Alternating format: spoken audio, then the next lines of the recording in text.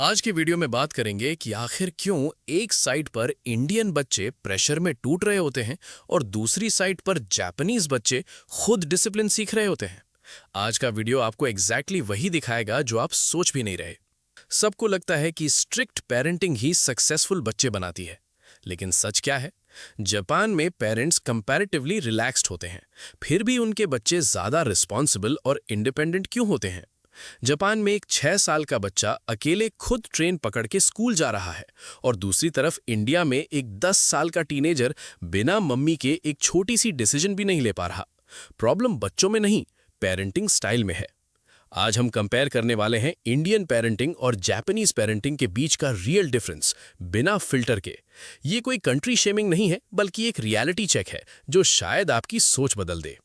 India में parenting का focus होता है मार्क्स, सिक्योर करियर और खुद के बच्चे को दूसरों के बच्चों के साथ कंपेयर करना। अगर बच्चा कोई गलती करे तो पेरेंट्स बच्चे को कहते हैं कि लोग क्या कहेंगे। बचपन से ही बच्चों को बोला जाता है इंजीनियर बनो, डॉक्टर बनो, सेफ रहो। जापान में फोकस होता है कैरेक्टर बिल्डिंग, डिसिप्लिन और सेल्फ डिपेंडेंस। वहां बच्चों को छोटी एज से ही रियल वर्ल्ड का एक्सपोजर दिया जाता है। जापान में बच्चों को गलती करने दी जाती है ताकि वो गलती करके सीख सकें। इंडियन पेरेंटिंग का बिगेस्ट इशू है ओवर प्रोटेक्शन और कंपैरिजन करना। इस तरह की पेरेंटिंग से बच्चों में low confidence, fear of failure और डिसीजन लेने की एबिलिटी वीक हो जाती है। जापान में एक कॉन्सेप्ट है इंडिपेंडेंस थ्रू रिस्पॉन्सिबिलिटी। छोटे बच्चे खुद अपना बैग पैक करते हैं, खुद सफाई करते हैं, स्कूल में भी क्लीनिंग उनकी ड्यूटी होती है। वहीं इंडिया में बच्चों को कहा जाता है बेटा पढ़ाई करो, बाकी सब मम्मी कर लेगी। ये छोटी हैबिट्स ही फ्यूचर डिसाइड करती है। जापान में बच्चा सोचता है कि ये काम मुझे करना है। इंडिया में बच्चा सोचता है कि मुझे बोला जाएगा तब मैं ये काम करूंगा।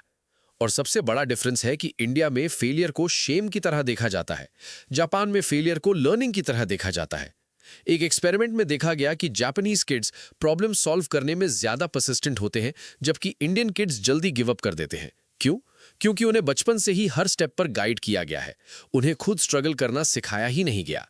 सक्सेस इंटेलिजेंस से नहीं, हैबिट्स से आती है, और हैबिट्स पेरेंटिंग से।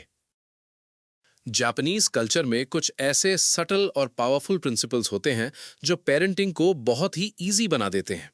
उनमें से 3 इंटरेस्टिंग कॉन्सेप्ट्स हैं: शित्सुके, मिमामोरू और अमाए। शित्सुके का मतलब होता है डिसिप्लिन, लेकिन सिर्फ रूल्स फॉलो करना नहीं। ये एक ऐसा प्रिंसिपल है जो चाइल्डहुड से ही सिखाया जाता है। How to behave properly, respect दिखाना और सोसाइटी के नॉर्म्स को नेचुरली फॉलो करना। जापान में बच्चों को पनिश करके नहीं, बल्कि जेंटली गाइड करके सिखाया जाता है। इसलिए वहां के लोग पब्लिक प्लेसेस में ऑर्डरली और रिस्पेक्टफुल होते हैं। शित्सुके एक तरह का इनर डिसिप्लिन है। फिर आता है मिमामोरू, जिसका मतलब होता है वॉचिंग ओवर विदाउट इंटरफेयरिंग। सोचो, एक पेरेंट या टीचर बच्चे को हर स्टेप पे गाइड नहीं कर रहा, बल्कि दूर से ऑब्जर्व कर रहा है। इसका पर्पस है ट्रस्ट बिल्ड करना और इंडिपेंडेंस एनकरेज करना। मिमामोरू के थ्रू एक साइलेंट सपोर्ट मिलता है, जैसे कोई कह रहा हो मैं यहां हूं बट तुम खुद ट्राई करो। यह अप्रोच कॉन्फिडेंस को नेचुरली ग्रो करता है। और फिर सबसे इमोशनल कॉन्सेप्ट है अमाए। अमाए का मतलब है किसी पर इमोशनली डिपेंड करने की स्वीट एक्सपेक्टेशन। जैसे एक चाइल्ड अपने पेरेंट्स से बिना बोले केयर एक्सपेक्ट करता है। जापानीज सोसाइटी में अमाए को वीकनेस नहीं माना जाता, बल्कि एक बॉन्ड का साइन माना जाता है। ये ट्रस्ट और क्लोजनेस को रिफ्लेक्ट करता है, एक ऐसी फीलिंग जहां आप अपने वल्नरेबल साइड को फ्रीली एक्सप्रेस कर सकते हो। अगर देखा जाए तो ये तीनों प्रिंसिपल्स एक बैलेंस क्रिएट करते हैं। शित्सुके से डिसिप्लिन और रिस्पॉन्सिबिलिटी आती है, मिमामोरू से इंडिपेंडेंस और ट्रस्ट ग्रो होता है, और अमाए से इमोशनल कनेक्शन डीपन होता है। ये कॉम्बिनेशन ही जापानीज कल्चर को इतना हार्मोनियस और थॉटफुल बनाता है, जहां रूल्स भी हैं, फ्रीडम भी है और इमोशंस भी सटली फ्लो करते हैं। इंडियन पेरेंटिंग में प्यार की कमी नहीं है, लेकिन डायरेक्शन गलत हो जाता है। ओवर प्रोटेक्शन और प्रेशर बच्चों को स्ट्रांग नहीं, डिपेंडेंट बनाता है।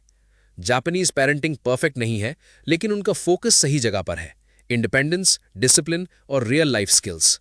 अगर आप पेरेंट हो या फ्यूचर पेरेंट बनने वाले हो, तो एक सवाल खुद से पूछो: क्या मैं अपने बच्चे को कंट्रोल कर रहा हूं या उसे लाइफ के लिए प्रिपेयर कर रहा हूं?